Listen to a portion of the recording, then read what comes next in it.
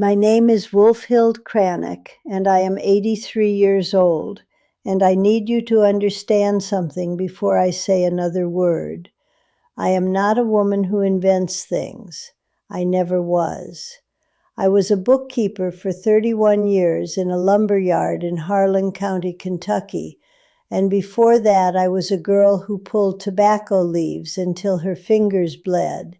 And before that, I was a baby nobody expected to survive the winter of 1941 because the pipes froze and my mother wrapped me in a coat that had belonged to a man already 3 years dead. I say all of this so you know what kind of woman is talking to you. A woman made of ledger lines and chapped hands and things that are real. What happened to me on the 14th of February 2019 was real. My cardiologist, a small, precise man named Dr. Oluwatosin Adegbenle, who had the habit of tapping his pen against his clipboard in sets of 3, had warned me that my heart was behaving like a tenant who had stopped paying rent but refused to vacate. Arrhythmic, erratic. Something in the electrical system had gone quietly lawless. I had a procedure scheduled, a cardioversion, which is a word that sounds like a religious conversion, and in some ways turned out to be one. They put me on a table in a room that smelled of something antiseptic and slightly floral, the way hospitals try to hide their true smell, the way a woman sprays perfume over the scent of grief. My daughter Petronisi was in the waiting room. She had driven 4 hours from Lexington and brought a thermos of bad coffee and a library book she would not be able to concentrate on. I know this because she told me afterward, and because I know my daughter, who has always been a woman who reads with her eyes but thinks with her hands, always fidgeting. The nurse, a young woman named Cressida with a birthmark shaped like a small country on her left wrist, held my hand and said, "You'll just feel a little pressure," which is what people say when they mean you will feel something that has no comfortable name. And then I was somewhere else entirely. I want to be careful here because I have spent 4 years trying to find the right words, and I still don't have them, and I think that might be the point. Language was built for the world that has edges and corners and a floor you can stand on. Where I went had none of those things. There was light, but calling it light is like calling the ocean some water. It was light the way a burning cathedral is light, overwhelming, architectural, with rooms inside of it. I moved through it, or it moved through me, and I could not tell which because I was not, at that moment, a woman made of skin and calcium and 79 years of memory. I was something thinner and wider at the same time, like a word written in steam. I did not see a tunnel. I want to put that on record because people always ask about the tunnel, as if there is a standard itinerary for dying. There was no tunnel. There was an expansion. I expanded outward into something that had no walls, and in that expansion I felt, and I choose this word deliberately, having rejected 30 others, recognized. Not welcomed, not summoned, recognized. The way you feel when someone across a crowded room turns and finds your face, and you understand that they had been looking for you before you even arrived. And then he was there. I will not describe his face, not because I am being coy, but because the face was not the point, and also because it was not a face in the way we mean when we say face. It was a presence that had a face, the way a river has a direction. It was part of how it moved, not a feature you could separate out and examine. What I can tell you is that I felt in his presence the particular relief of someone who has been carrying a stone in their shoe for decades and has finally sat down and removed their boot. He did not speak the way I am speaking to you now. The communication was not words arriving in sequence. It was more like understanding arriving all at once, the way you understand a piece of music, not word by word, but as a whole shape of feeling. I was given things to know rather than told them, if that distinction makes sense. The first thing I was given to know, I was not staying. The second thing I was given to know came with images, and here is where I have to ask you to stay with me, because this is the part that people find most startling, including me. I saw black people. Not a crowd, not an abstraction, not a symbol. People, individual people, in the particularity of their actual lives. I saw a man I did not know, tall, with a scar above his left eyebrow, and the careful hands of someone who had built things, praying in a kitchen at 5 a.m, with a coffee cup getting cold beside him.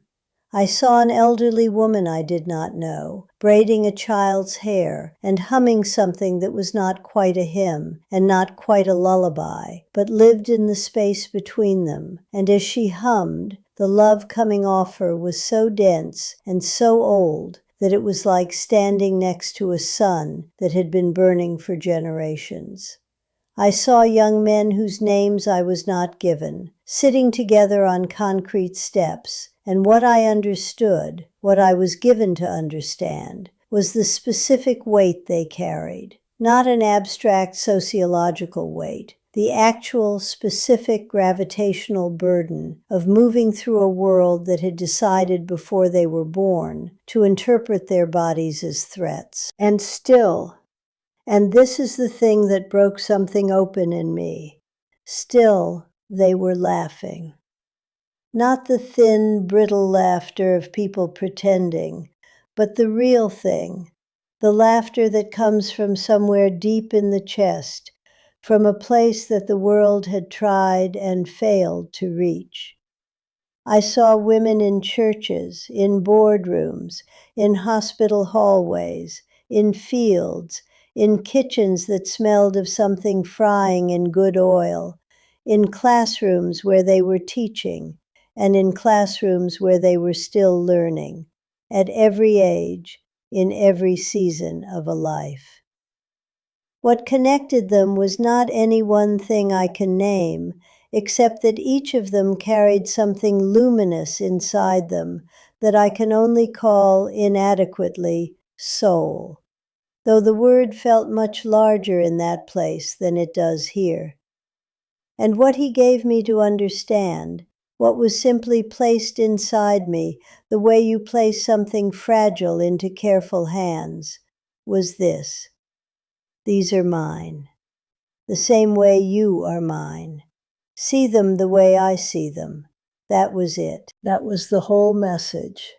It sounds simple, and in that place it was simple, the way gravity is simple, a single fact that structures everything. But I am an 83-year-old white woman who grew up in Harlan County, Kentucky in the 1940s and 1950s, and I need to be honest with you about what that means. I need to tell you what was in me that this was meant to correct. I was not a hateful person. I want to be very precise about this, because hate is too easy a word, and if I use it, I let myself off too lightly. I was not a person who used ugly language or who believed consciously in the inferiority of any human being. I went to a church that preached that all souls were equal before God, and I believed that in the way you believe things, you have never actually been required to test. But I grew up in a world with two water fountains, and somewhere in me, in the part that forms before thought, in the sediment below intention, I had absorbed things I would have denied if you asked me directly. Small assumptions, small contractions of the chest at the wrong moments, small arithmetic errors in how I calculated the full humanness of people whose lives did not look like mine. I had a neighbor, Zerfina Beaumont, who moved next door to me in 1987, and I was kind to her, genuinely kind, I believe. But I was kind to her in the way I might have been kind to someone I did not fully see. You know the difference. You have experienced both sides of it. The kindness that says, I see you, and the kindness that says, I see someone I have decided to be generous toward, which is a different transaction entirely, smaller and more self-congratulatory. Zerfina was a retired teacher who grew gardenias with a patience and skill that I found, privately, astonishing, as if I had expected something different, and the fact that I found it astonishing was exactly the problem. She died in 2003 and left me a cutting from her best plant, which I killed within a month because I do not have her gift or her patience.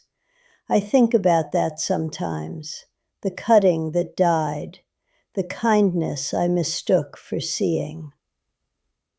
What Jesus showed me, and I am going to use his name plainly without apology, because he is who was there, and I will not obscure that to make anyone more comfortable, was the size of what I had been missing, the scale of it, the specific individuals I had been failing to see in their fullness because I had grown up inside a story that made it easy not to see them. It was not a rebuke the way I had been taught to expect from that word, rebuke. It was more like having a window cleaned. You realize when the grime comes off that you had stopped registering how dirty it was. You had adjusted your eyes. You had made a kind of peace with the limited view, not even knowing it was limited. I did not want to come back. Let me say that clearly. When I understood that I was not staying, that I was going back to my body, to the antiseptic floral room, to Petronice's cold coffee and unread library book, I had a moment of genuine resistance. Not because my life is without value, but because where I had been was so fully and impossibly itself, and returning to here meant returning to the poverty of here, the narrowness, the way we all move through this life, like people reading a book by flashlight, catching only a few words at a time and guessing at the rest. But I came back. Cressida the nurse was saying my name. My name, Wolfhild, which everyone shortens to Hilda, though I have always privately preferred the whole thing, was being said by a young woman with a birthmark shaped like a small country, and I was back in the room with a chest that felt like it had been argued with, and Petronisa was going to be called, and there was going to be weak tea and questions from Dr. Adegbenle about what I remembered, and I was going to lie, or nearly lie, because how do you put this into his clipboard's language? The gardenias I kill were replaced, eventually, by a rosemary bush that has survived me through sheer cantankerousness, and I find that appropriate. What has not been replaced, what has in fact grown, slow and unglamorous, the way real changes grow, rather than the dramatic overnight shifts the movies prefer, is the way I see, or try to see, or, more honestly, the way I catch myself not seeing and apply deliberately the thing I was shown. I am not a changed woman in the way of a conversion story where everything resolves. I am a changed woman in the way of someone who has had a fact placed inside them that they cannot unknow and cannot fully live up to and carry anyway. Like a seed you don't have the right soil for, but keep in your pocket because throwing it away seems unforgivable. I called Zerfina's daughter. Her name is Magnilda. She lives in Columbus, Ohio, and she sounds exactly like her mother on the telephone. About a year after my procedure. I didn't tell her all of this. I told her I had been thinking about her mother's gardenias, which was true, and that I was sorry I hadn't been a better neighbor, which was also true, and which required a kind of specificity I struggled to achieve. Magnilda was quiet for a moment, and then she said, "My mother liked you, you know. She talked about you." And I did not know what to do with that, except to receive it as the grace it was, given more freely than I had earned it. I have told this story to my pastor, Reverend Thaddeus Moorcraft, who listened with the particular quality of attention that good listeners have, where they are not preparing their response, but actually following you into the words. He did not tell me I was confused, or that I had experienced a dream. He said, "Hilda, the Lord has been trying to tell us that since the beginning. Most of us just don't have the nerve to listen." I am telling it to you now because I am 83 years old, and I do not have the time for the version of myself that keeps this polished and private. I am a bookkeeper's soul. I believe in the ledger. I believe in writing down what happened, accurately, without rounding the inconvenient numbers. What happened is that I died on a table and was shown in the irreducible particularity of individual faces and lives, and the dense old solar love coming off a woman braiding a child's hair, that I had been looking at the world through a window I did not know was dirty. And I came back, and the cleaning is slow, and I do not always get it right, and Zerfina's cutting died in my care, and the rosemary is cantankerous, and Magnilda sounds like her mother, and the world I return to is still lit by flashlight, catching only a few words at a time. But I am trying to read them more carefully. I am trying to see what was shown to me.